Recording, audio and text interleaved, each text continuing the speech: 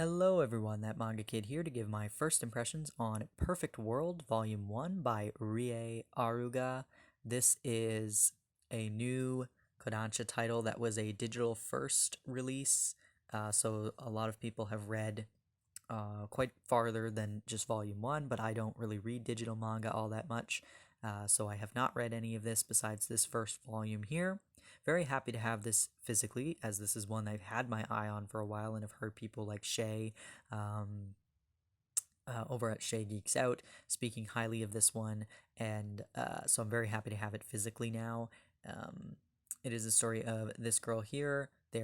These two are, I think they're in their like 26, 27 years old or so. She's an interior designer. He is an architect, and they were high school classmates. She had a crush on him in high school, never confessed or anything, nothing ever came of it. They now meet in adulthood through work, and he is now in a wheelchair. And so this is the story of kind of their adult budding romance here, her trying to navigate being in love with and ultimately kind of caring for this individual, and he is sort of coming to terms with being in love while also being a person with a disability, having to or feeling like he has to rely on her, feeling like he is, burdening other people.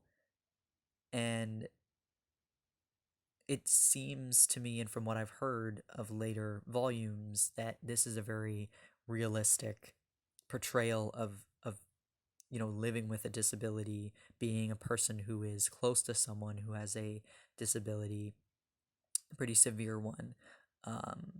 And yeah, it's very good so far. This first volume is pretty introductory. You learn what happened to him, you learn a little bit about their high school life, you learn about their job and his difficulties with being an architect. And yeah, it's pretty fascinating, and I think that it's also fascinating to me. I live in Ontario, Canada, and the kind of accessibility policies and requirements are clearly very different than they are in Japan. And it's very interesting to me, him being an architect, being someone who wants to create accessible designs and layouts for people, and just like that being, you know, a discussion around the table of like, but how many people really are we going to have at our business that are actually going to, be disabled? Is it worth the money?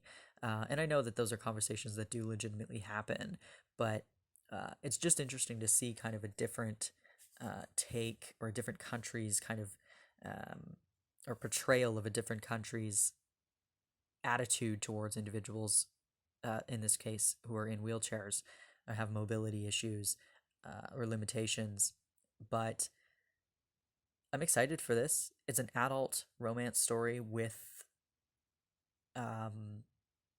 representation of a marginalized community, and yeah, I like the art. It's quite good. I'm hoping that with him being an architect, I'm really hoping we get some more like detailed sort of building. I'm a bit of a architect geek in terms of just like architectural design and stuff. I really like looking at different designs of buildings and things, and I'm hoping that this series will deliver on some really nice kind of backgrounds, and or just like architectural kind of things. But I don't know that that's going to happen. It's something that I wish would happen. But this is, all in all, it's a romance story. It's a josei title. yeah, I'm excited for this. I'm happy it's here physically, and I hope that you all are gonna pick it up and also enjoy it. But yeah, I'm always game for a new Josei title. To be honest, I really love uh, romance titles that are about adults. So happy to see where this goes. I know that it is going to be a very sad, bumpy ride, but I'm hoping that there's also some hope and uh, kindness and compassion, and yeah, very excited. If you've read Perfect World, love to hear your thoughts. Try to keep it spoiler free.